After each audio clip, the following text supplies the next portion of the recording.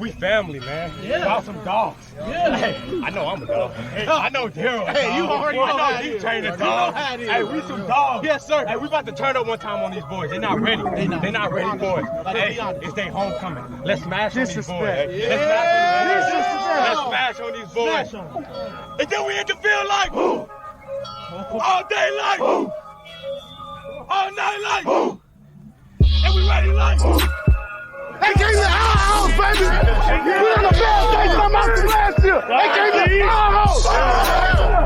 Let's show them. Whose house? Whose house? Whose house? Welcome to Deepwater with Glenn head football coach Antwon Stevenson.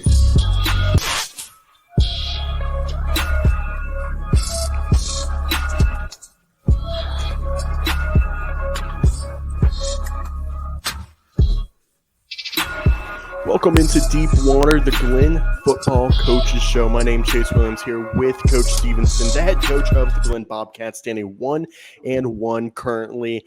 Coach, it's great to have you here. How are you doing today? Pretty good, man. Glad you to host another Elon guy.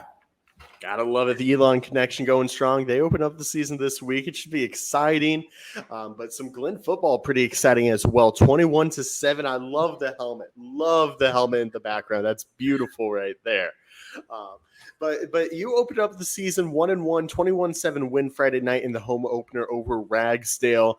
Just talk to me a little bit about that win, what you saw, your impressions from that after, what's been a few days to really process it and take a look at the film and stuff like that.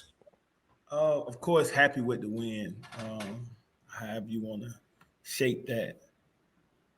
We left a lot of points out there on the offensive side. Defense played tremendous after the first drive. You never want to give up a score on opening drive of a game, but they were resilient the rest of the game. But just offensively, just way too many penalties. We shot ourselves in the foot a lot of times, going from 2nd and 5 to 2nd and 10, to 1st and 15. I mean, the list just goes on and on, just continuing to correct those mistakes. I will say that we made fewer mistakes this week than we did last week, so that's a positive. We were better rushing the ball this past week. And then Jarrell did not throw as many passes this week. Week 1, he threw about 40 passes, and that was because we were down. But we trimmed that by 10. He was about, I think, 31 passing attempts this week. So we want to stay in like the 20-25 range as far as passing the ball. You brought up the defense really settled in after that first drive. I mean, it was a big play from the Tigers that got them that opening touchdown. What was the conversation to the defense that really helped them settle, if there was any conversation on the sideline after that opening touchdown from Ragsdale? Really, no, not much at all. Our coaches took blame for that. So it was just one of those things in which, instead of the kids coming to the sideline looking around like what happened, our coaches did a good job as far as just taking blame. Hey, it was a bad call. They caught us in the blitz and took advantage of it. So just one of those things in which the kids was like, all right, we'll fix that and we'll move on. So really wasn't much. And then, I mean, we have some great leaders on that side of the ball. So just one of those things. Hey, man, we gave up this first score, but let's not give up another one. That's what they did. You and I talked preseason. You bring up the leaders on your team, only 12 seniors. How special is this group from the fact that there's not a ton of seniors, but you've highlighted the leadership every time I've talked to you? Yeah, not like you said, not a lot of seniors, but the senior leadership is the best I've had since I've been head coach, and I don't say that half-heartedly. These guys have really taken the bull by the horns. Just one of those things in which, having the nasty taste in their mouth from last year, they did not want to repeat. So it's the little things that you have to do right to have a good football team, and a lot of that stuff is off the field. So them taking the leadership role in that regard and showing the young guys, because we do have a lot of young guys, how to do it, how to do things, has really paid off for us. It's a 1-1 start to the season. It was an opening loss, and then you came back won this past Friday. What changed in those 7 days? Do you think that really helped the team improve and get that first victory? I think if you ask any coach, just going from week 1 to week 2, that's gonna be the most change throughout your year. Just figuring out what kids can do and what they can't, and things they can grasp and what they cannot grasp. I think I kind of threw too much at them week 1. Really had to dial it back a little bit and just take very few and just do those very few things well. I think that helped. It was less thinking on the field this past week. More kids just playing and running around having fun. Having fun, that's the key. That's always the key. I mean, come on, high school sports, that's half the reason a lot of those guys are in it. But also talking about the start of this season, I want to know what's really impressed you. First, offensively, we'll talk defensively in a second. Offensively, Grayson Johnson at right tackle, Chris Shoemaker at center, and also now Glenn. He's played now has played right guard, left guard, and left tackle already this year. Wow. Those 3 guys, and now is only a sophomore, and Chris and Grayson are both seniors. But those guys, man, have really just been gritty on the field. We've had a couple injuries up front. But just being gritty on the field, man, and sometimes they're overmatched a little bit, but you wouldn't know it by the effort that they give. Every play they're out there, they're giving maximum effort, and I tell the guys all the time. I mean, the guys up front on the offensive line, they have to strike somebody every play, but they hardly ever get any publicity. I said it preseason, but our season is going to go based on how well they play on offense. And then we're still trying to establish the run game. We got to be better running the football. And that's something in which the offensive line should take to heart, and also the running backs should take to heart as well. And then our guys on the outside need to understand, hey, it's the blocks downfield that determine whether or not that 20-yard game turns into a 40, 50-yard game or even a touchdown. Being able to block on the perimeter is very huge when you're talking about big plays in the run game.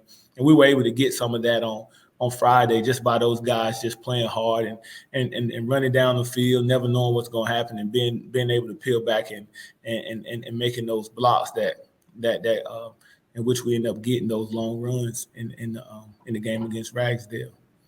You bring up Niall Glenn, who's already played 3 positions on the offensive line. He's only a sophomore. How big is it for you as a coach to be able to rely on him to be open to playing 3 different positions only over 2 games? And how big is that leadership from even some of the younger guys on this team?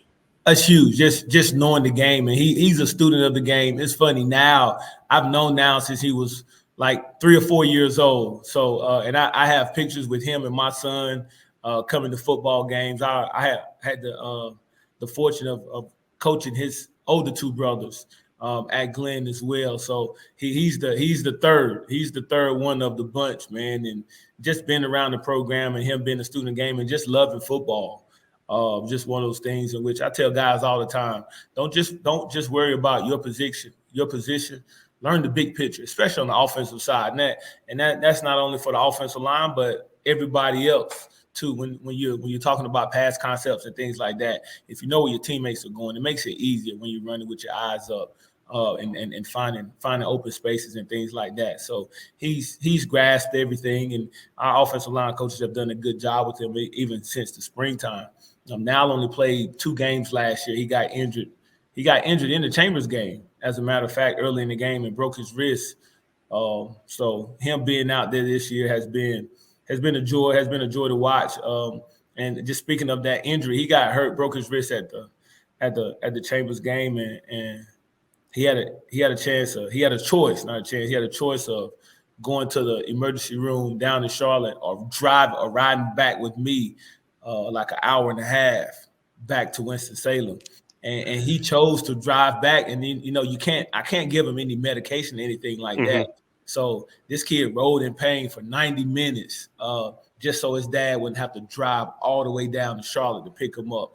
Just a testament to how gritty and how tough-minded he is.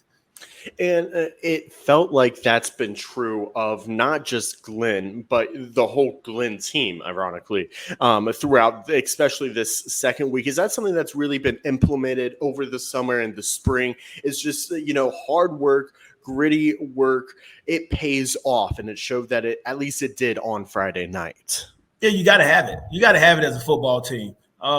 Finesse is for basketball players, in my opinion. But yeah, you got to be a gritty bunch. And when it comes late October, early November, on into December, it starts getting cold out there, and the ones that are more mentally strong are going to be the ones that end up continuing and advancing in the playoffs.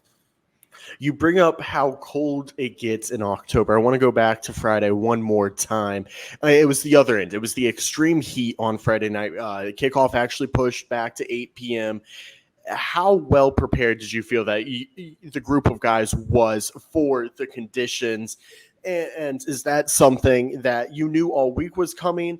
And how did you prepare for your guys to make sure that they were ready not just to face Ragsdale, but to face the extreme heat? I mean, it was like 85 at 8 p.m. for kickoff. Right. It's just one of those things, Chase, in which you try to prepare and you tell the kids, hey, get off your feet, pump fluids in you and things like that. The one thing about that, at 8 o'clock kickoff, they came in at 5 o'clock. That means they're home until about 4 o'clock. They start rolling in about 4:30. You never know what they're doing. And we're still talking about teenagers and things like that. From the looks of it, I did not do a good job of preparing, because late in the second half, some of our guys started dropping like flies, man, just cramps and things of that nature. So we just got to do a better job, and I got to keep pushing the emphasis of taking care of your body.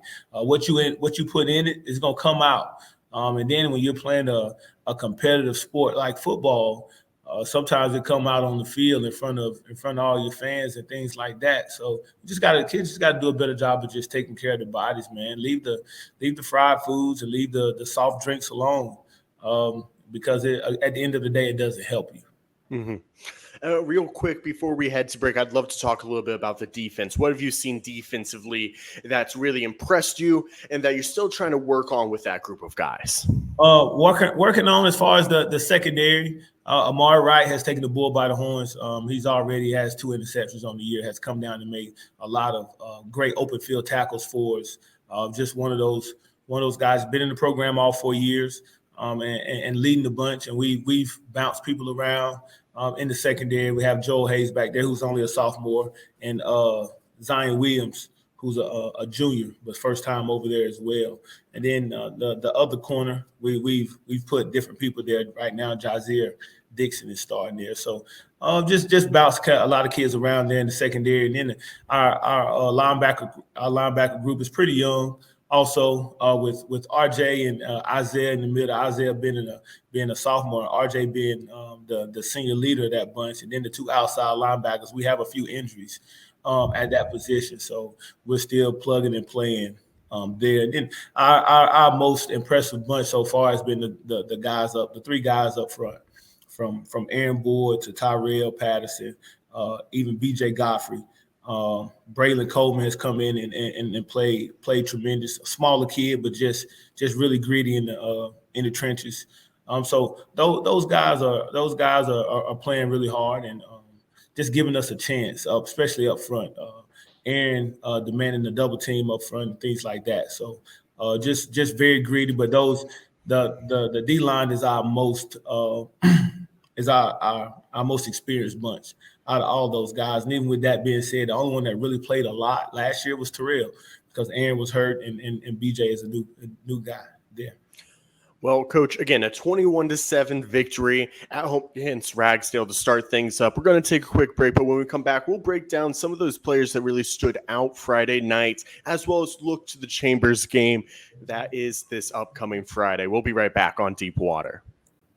Welcome back into Deepwater. My name's Chase Williams. Alongside here, Coach Stevenson. We'll be here every week on Tuesday nights. You can watch us on Facebook as well as TobaccoRoadSportsRadio.com. Coach, 21-7 win over Ragsdale Friday night. We broke that down a little bit earlier. I want to look in a few players and a few groups and break them down a little bit more. First, let's start with Karan Miller. I mean, the guy, he stands at 6'3", and he just kind of looks like a man against boys out there sometimes. How special is he, and how nice is it to have a talent and just a guy that is so athletic that it felt like every time that there was one-on-one coverage, he was being looked at to get the ball, at least this past Friday. And the stats show both of the first 2 weeks that's been true.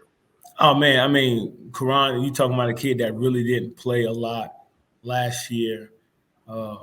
Going into the spring, undecided really what he wanted to do as far as returning, but sitting down, talking with me and deciding to come back this year. He's just, I mean, the amount of work that he's put in from weight training to running track, both indoor and outdoor, just working on his craft this summer. Just working outside of actual football practice. He's done everything that he's needed to do to become the player that he is right now in these first 2 games. And it helps. Jarrell Crawford's threw him a beautiful ball these first few games. I mean, especially I saw Friday night, there was, very few balls that were put anywhere that it was a toss-up. Most of them were either only the receiver could get them or no one could get them. And truthfully, as a coach, that's got to be nice, cleaning up those, making sure mistakes can't happen and that there aren't so many forced passes. How strong is their connection, and how nice is it to have a quarterback that you can trust in the pass game to find guys like Karan Miller, Dixon, and others across the wide receiver core? I mean, you're talking about Karan Miller standing at about 6'3", 6'4". You always, as a quarterback, want to have a guy at that size with that type of range that he has. Those 2 guys play, 7-on-7 has become a big thing. Mm-hmm. Not necessarily just locally, but just nationally. Guys playing in the spring, playing 7-on-7. Started to become like a little AAU circuit type deal. But I'm saying that to say they play together, so the connection is there. It's one of those things in which Jarrell does a good job of reading what Karan's going to do, and Karan knows where the ball's going to be placed when Jarrell's throwing it to him. So that connection has been there, and though like I said, I think the work over the spring and the summer with those 2 guys playing that travel ball has really helped. And just I think once we get the other 3 to the same, having that same connection, we're going to be a pretty good bunch on the perimeter. I also want to talk a little bit about the running game. One thing you and I talked about preseason when we met is you mentioned that most state champs run it about 60 to 65% of the time. Earlier today, you've brought up already that you threw it for about 40 times and you wanted to lower that number from week 1, and you successfully did that. But also, especially in the second half, the running game opened up so much. Talk to me a little bit about that and how impressed were you, especially in that second half, from the rushing attack? Better than week 1. We're still not where I want us to be at. I want right now our passing game opens up the run game, and I want to flip that. I want our running game to be able to open up the pass game. And again, it's just a matter of just us just continuously just working and grinding and just getting better. And our backs got to understand, hey, you got to run that ball. You got to run that ball relentless. It takes, and I tell people this all the time, especially our defensive guys. It takes a strong-minded person to get in front of somebody coming at you full speed.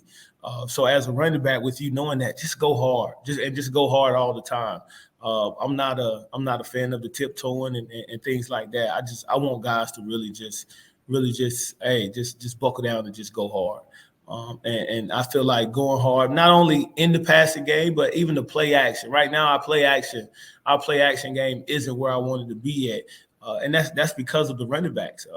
When they're not getting the ball, they're not finishing plays. And I told them this on yesterday, that you're not being a good teammate because you're watching the game. when you're not getting the ball. So we're like I said, it's things that we still got to work on.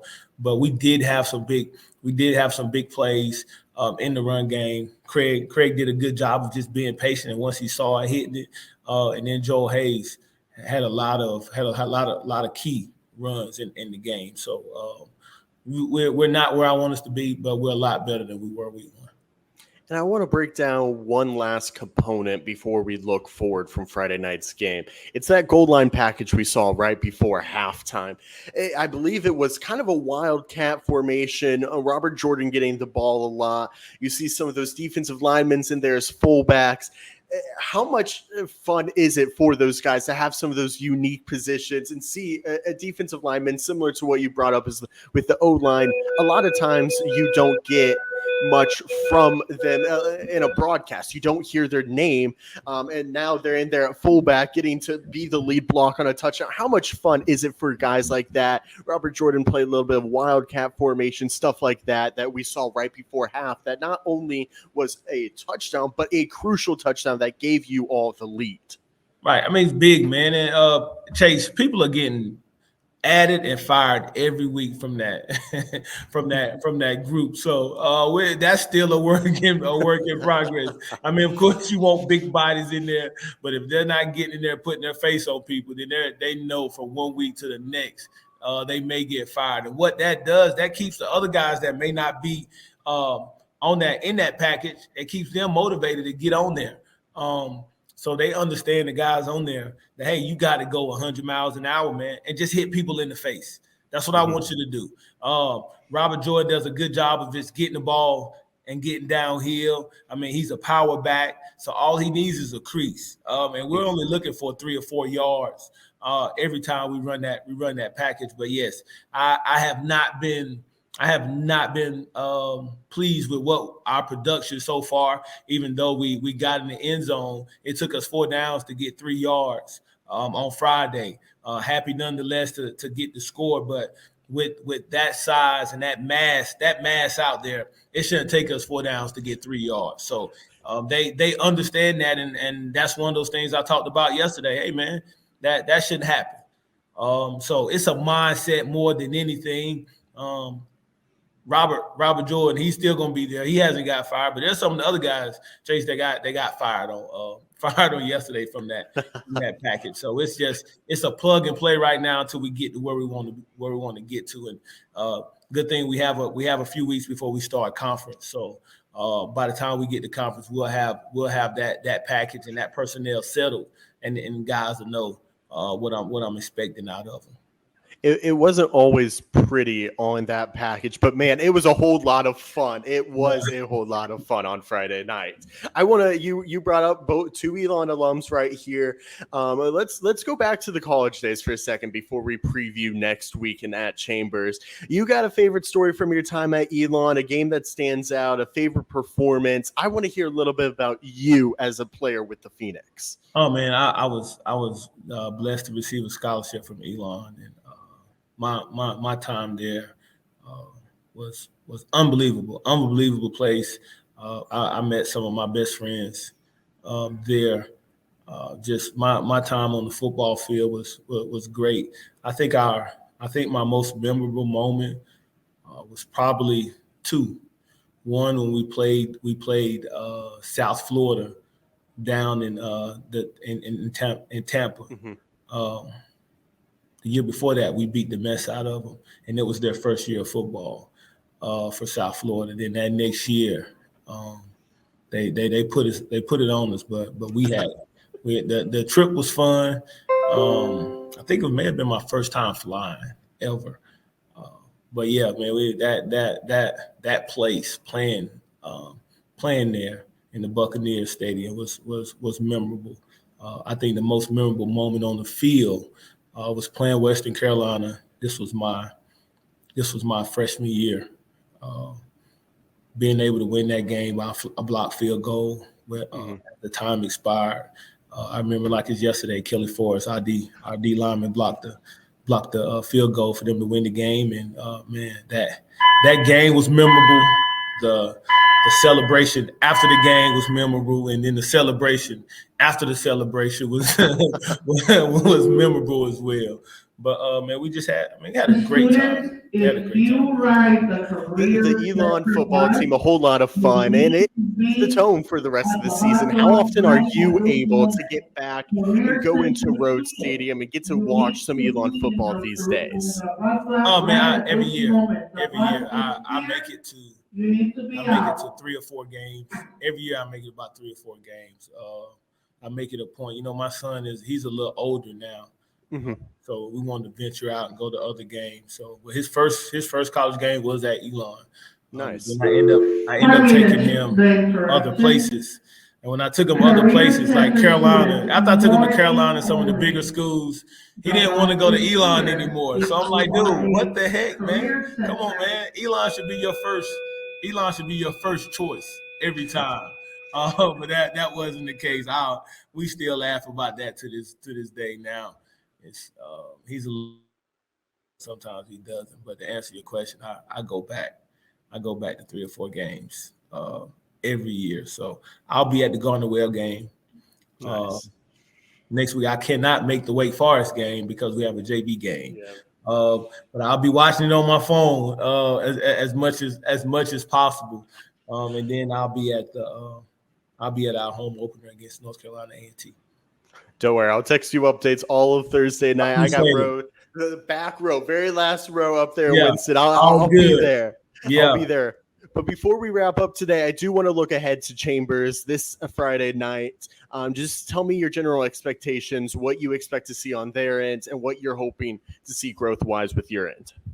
I feel like with them coming off of a loss, that was their first game of the year.